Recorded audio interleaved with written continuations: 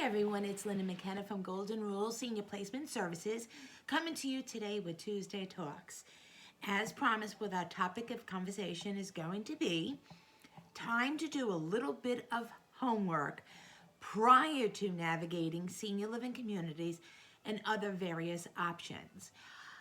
I really quoted the homework is it's something that we both have to do prior to going and viewing and touring senior living communities. May it be daycare programs, may it be adult family care homes, may it be something totally different than what you originally thought that your senior loved one would be appropriate for. So us doing the homework together prior to navigating the senior living communities and various options, what it's going to do is really silo your options and get you to the options that is most appropriate for your senior loved one. And it's not going to be so overwhelming, time consuming, and emotionally driven. I'm not going to deny it. All those three things are very cumbersome if we don't do our homework. So if we do it this ahead of time and prior to, it'll be an easier navigation, an easier journey for us both to go on together, and also much more manageable for your senior loved one to enjoy the future promise. Okay, first things to do. I want you to obtain financials and affordability for over a duration of time, not only what they can afford now, but what they can afford in the future. Me and that be both mom and dad, grandma and grandpa, maybe grandma alone, mom alone, dad alone. It's of what they can afford, meaning if they're separated and you're looking to place your mother and your father staying back home, what is it going to do to be able to sustain himself back at home while he is paying for senior living options? Now, I keep saying senior living options, that being a whole, I want to say agenda of what we're going to be looking at. But before we're going to go in that route, we really want to make sure not only that they can afford to, is what's going to be appropriate for them both individually, but what's also going to be appropriate for both of them together. Okay. What I mean is, as far as the financials is concerned, as you know, any senior living options is not paid by health insurance. There is a couple of things that you can tap into that could help assist you with senior living options and the stay there, or maybe even the care cost. That is the veteran stipend, and also that of long-term care Medicaid. Now, if it's the veteran stipend, of course, there's a lot of criteria and papers that have to be begotten to go for that whole application process. And the same thing for the long-term care Medicaid. There is certain criteria to be able to approve that. It is time consuming and it may take some time. It might take a couple of months. So the time that you are looking to place that individual, if it's now, the monies might not come in till maybe 3-4 months. Some might be retroactive, some might be longer. So I want you to take that into consideration, the financial costs of it as well. On average, you want to think at least $3,000 a month for like room and board. So it averages about $100 a day. And you know, I say that to people, sometimes it's a shock value when you hear $3,000 a month, but think about what you are having: a room, you have 3 meals, snacks, and you don't have to worry about utility bills, activities, transportation, your doctors, you know, going to and fro to the doctor's going to come to you. So all that and considered, it usually comes out to $100 a day. With all that considered, honestly, that is not expensive. But I want you to prepare for that. I'm a firm believer that the 4 pillars of needs are something that we have to address as a homework assignment. The first one we're talking about is the financial and affordability of it. The second is actually the medical part of it, making sure that they are appropriate for senior living or whatever various options we're going after. The third is what their social life is like.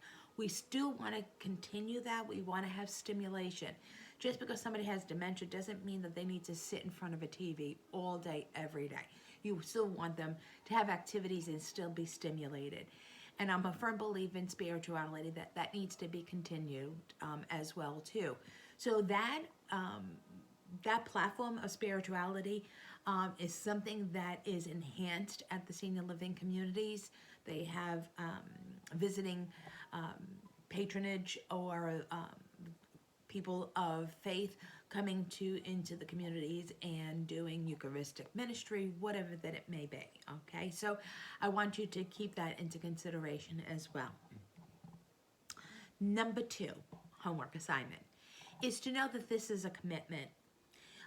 As the old adage says, mom can take care of 5 children and 5 children can't take care of mom. This is a time that it is important for you to unite as a family and decide on things together with mom, with dad, who your senior loved one may be. Not one going off in one direction, another one going off in another direction. This one has an opinion, that one has opinion, this one thinks this. Oh, maybe he'll come up here. Maybe she should come down here to live with us. You really need to be on the same plan and same schedule. Because imagine if we have all these balancing parts of people on different programs and different avenues, how we're going to navigate it together. The word is together, collectively coming together, that this is a purpose for your senior loved one to have a better quality of life. So it's time maybe not to give your opinion or sometimes sarcasm is something that comes out of a lot of children's mouth. This is a time to have compassion and patience and coming together as a group to make sure that it is something that's going to work out for your mom or your dad. And so there's a commitment there, not only for yourself, your senior loved one, but I'm committed to you as well too. So if we're going to navigate this together, we're not going to go off in all different directions. We're going to stay tried and true, because the less that we go off into different directions is that we are going to stay on the path, the right path, for predicting what your senior loved one's future is going to be. What I touched upon a little bit is number 3, is what care will be needed for your senior loved one. Why is this important? What might be appropriate for them now, as we all age, sometimes with some diagnoses, they get worse in years as we get older. Mobility seems to be an issue. Sometimes if it's dementia, it progresses along. So with all that being said, what care is needed now, but we're trying to predict for the future. So we just don't want to put a Band-Aid over the situation and just say, let's go ahead and do this for now, and then we'll deal with that as mom gets a little bit worse when she gets older. Well, not good, because that's going to be harder for mom to transition. So you want to be able to make sure that they age in place. So what we're picking now is going to be great to the end of life. Okay, so what comes into play is what I'm going to talk about next, is what licensure is each of those senior living communities have. Those are governed by the state. Some don't even have licensure. Some have a hotel license.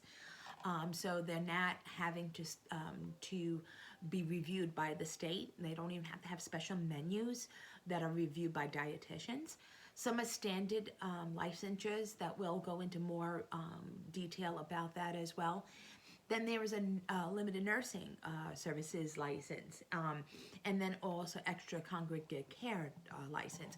And those are things that those individuals that work in that community, may be a nurse, an aide, have the right to be a nurse and be able to apply their skill to your senior loved one.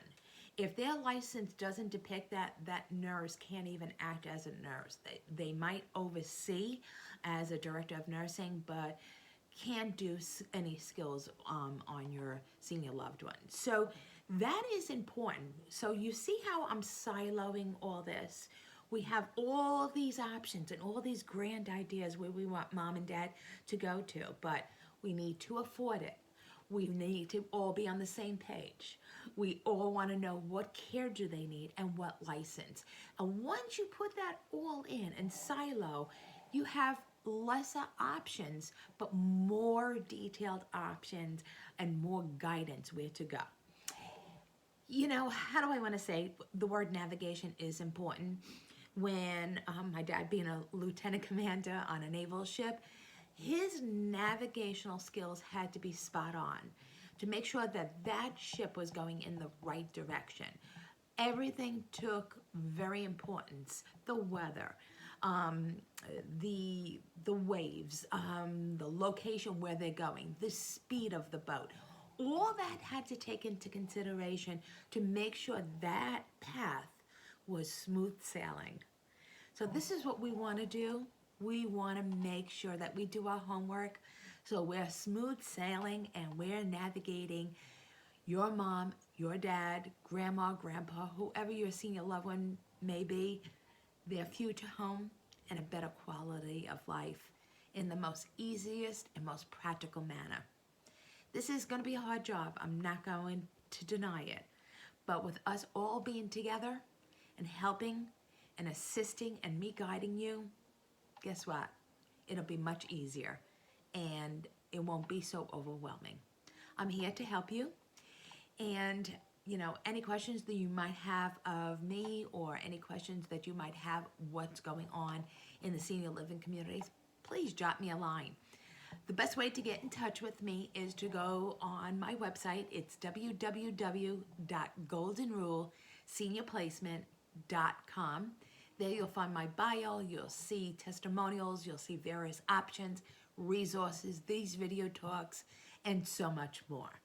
I look forward to assisting you in navigating this treacherous path, but make it smooth sailing for the future for your senior loved one. Until next week, have a blessed week, and I'm looking forward to seeing you again. Bye-bye now.